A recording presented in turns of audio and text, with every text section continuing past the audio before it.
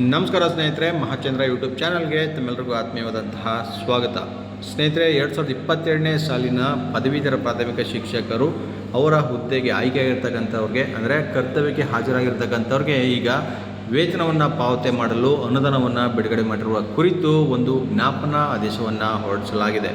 So ಈ ಆದೇಶ ಹೊರಡಿಸಿರ್ತಕ್ಕಂಥ ದಿನಾಂಕ ನೀವು ಗಮನಿಸ್ಬೋದು, ಇದೇ 29ನೇ ಜನವರಿ 2025. ಸೊ ಇದ್ರ ಬಗ್ಗೆ ಒಂದು ಕಂಪ್ಲೀಟ್ ಡೀಟೇಲ್ಸ್ ಈ ವಿಡಿಯೋನಲ್ಲಿ ನಿಮಗೆ ಸಿಗ್ತಾ ಇದೆ.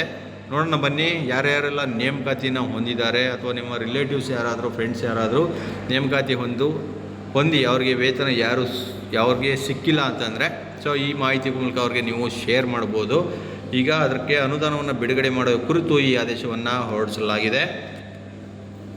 ನೋಡೋದಾದರೆ ನೋಡಿ, ಮೇಲ್ಕಂಡ ವಿಷಯಕ್ಕೆ ಸಂಬಂಧಿಸಿದಂತೆ 2022ನೇ ಸಾಲಿನ ಪದವೀಧರ ಪ್ರಾಥಮಿಕ ಶಿಕ್ಷಕರು ಅಂದರೆ 6ರಿಂದ 8ನೇ ತರಗತಿಗೆ ಈಗ ನೇಮಕಾತಿ ನಡೆದಿತ್ತು.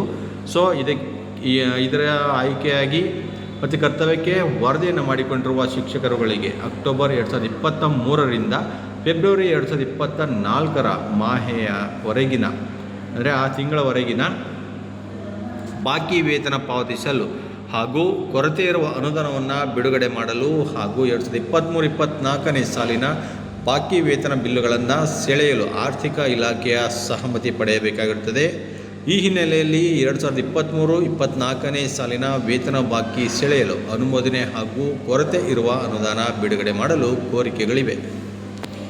ಆ ತಿಂಗಳುಗಳನ್ನ ನೀವು ಗಮನಿಸಬೇಕು. ಇಲ್ಲಿ ಅಕ್ಟೋಬರ್ 2023ರಿಂದ ಫೆಬ್ರವರಿ 2024ರ ತನಕ ಈ ವೇತನ ಪಾವತಿ ಮಾಡೋದಕ್ಕೆ ಈಗ ಅನುದಾನದ ಕೊರತೆ ಇದೆ ಅಂತ ಇಲ್ಲಿ ಹೇಳಲಾಗಿದೆ.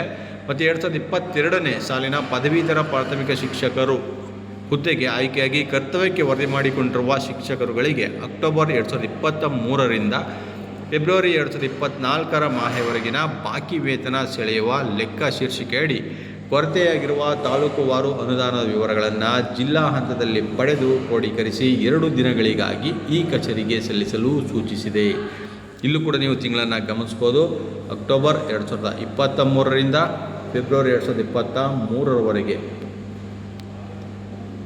ಸೊ ಇಲ್ಲಿ ತನಕ ಬಾಕಿ ಇರುವ ವೇತನವನ್ನು ನೀಡಬೇಕು ಅಂತ ಅಲ್ಲಿ 2ನೇ ಸರಿ ಇಲ್ಲಿ ಮೆನ್ಷನ್ ಮಾಡಿ ಕೊಟ್ಟಿರ್ತಕ್ಕಂಥದ್ದು. ಸೊ ಈಗ ಅವರಿಗೆ ಬಾಕಿ ಇರ್ತಕ್ಕಂಥ ವೇತನ ಪೂರ್ತಿಯಾಗಿ ಬರುತ್ತೆ ನೋಡಿ. ಇಲ್ಲಿವರೆಗೆ ಅಕ್ಟೋಬರ್ 2023ರಿಂದ ಫೆಬ್ರವರಿ 2024ರವರೆಗಿನ ವೇತನ ಈಗ ಅವ್ರಿಗೆ ಸಲ್ಲಿಕೆ ಆಗುತ್ತೆ. ಸೊ ಇದಿಷ್ಟು ಇವತ್ತಿನ ಮಾಹಿತಿ ಸ್ನೇಹಿತರೆ. ಮತ್ತಷ್ಟು ಇದೇ ರೀತಿಯ ಮಾಹಿತಿ ಜೊತೆಗೆ ನಾನು ನಿಮ್ಮನ್ನು ಭೇಟಿ ಮಾಡ್ತೇನೆ. ನಮಸ್ಕಾರ.